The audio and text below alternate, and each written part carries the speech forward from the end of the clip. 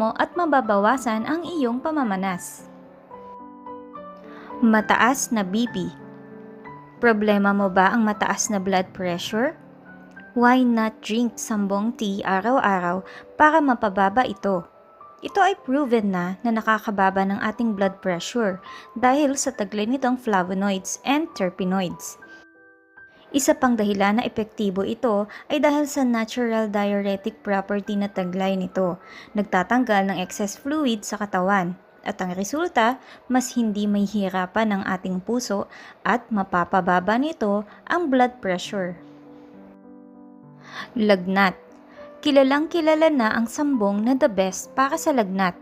Ito ay madalas gamitin sa mga provinces sa Pilipinas.